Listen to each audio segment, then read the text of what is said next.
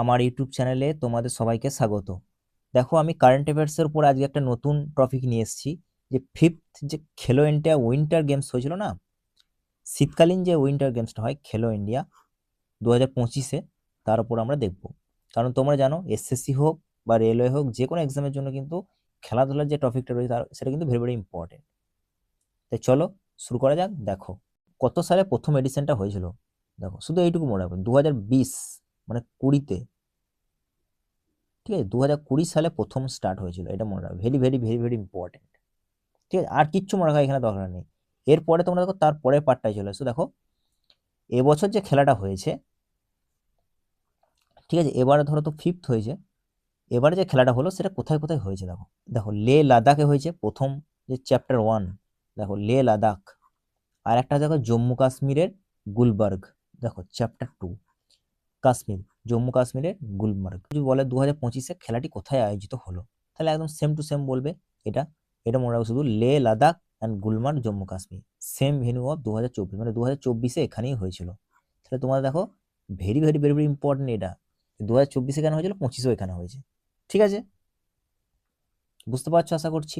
এরপর দেখো, চলে এসো। দেখো, এই পার্টটা দেখো, চলে এসো। দেখো, আমি মেন মেন পার্টগুলো তোমাদেরকে দেখাচ্ছি। ঠিক আছে, যেগুলো থেকে প্রশ্ন আসে। ফালতু ফালতু ধরো ক্লাস লম্বা করে তো লাভ নেই। দেখো, টোটাল টিম কয়টি ছিল মনে রাখবে? 19টি। স্টেট, ইউটি, ইনস্টিটিউশন সব মিলে আর কি 19টি টিম ছিল, এটা মনে রাখবে। আর দেখো, থিম সংটা কি ছিল, এটা মনে রাখবে। সেনি সি সান, celebrating the spirit of snow. ঠিক আছে, এটা মনে রাখবে। এইটা কিন্তু মনে রাখবে, সেনি সি, ভেরি ভেরি ইম্পর্টেন্ট। এবার দেখো, তোমার স্পোর্টসের মধ্যে কোন কোন খেলাগুলো ছিল, সেগুলো কিন্তু ভেরি ভেরি ইম্পর্টেন্ট। তাই এই পার্টটা কিন্তু অবশ্যই মনে রাখবে, কি কি ছিল দেখো। এগুলো দেখতে পারো, হয়তো তোমাদের দেখবে কোন কোন খেলাগুলো এর মধ্যে ছিল না আর কি, এরকম ভাবে দিতে পারে। তাই ভেরি ইম্পর্টেন্ট। দেখো, আইস হকি এর মধ্যে ছিল।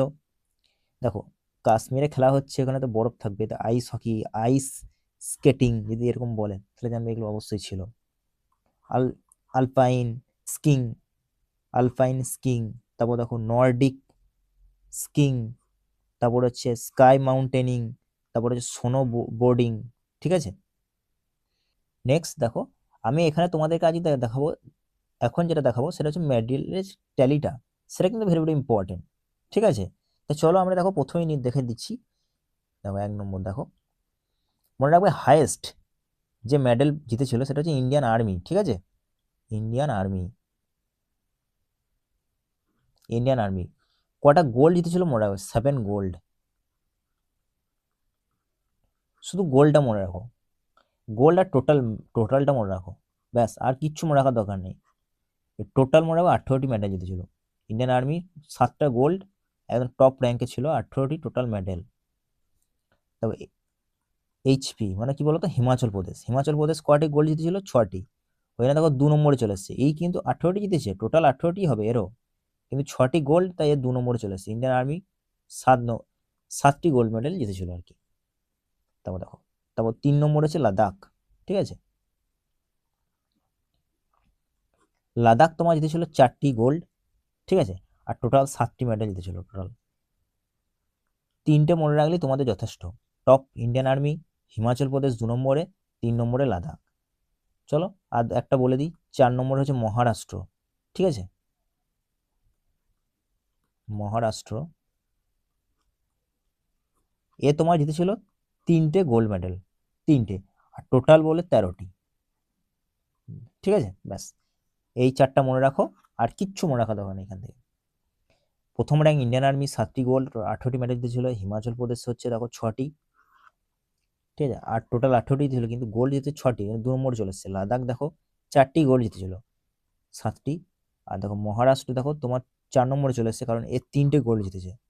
13টি মেডেল হয়তো টোটাল মিলিয়ে জিতেছিল, কিন্তু 3টি গোল্ড জিতেছে, সে 4 নম্বরে রাখো র্যাঙ্ক।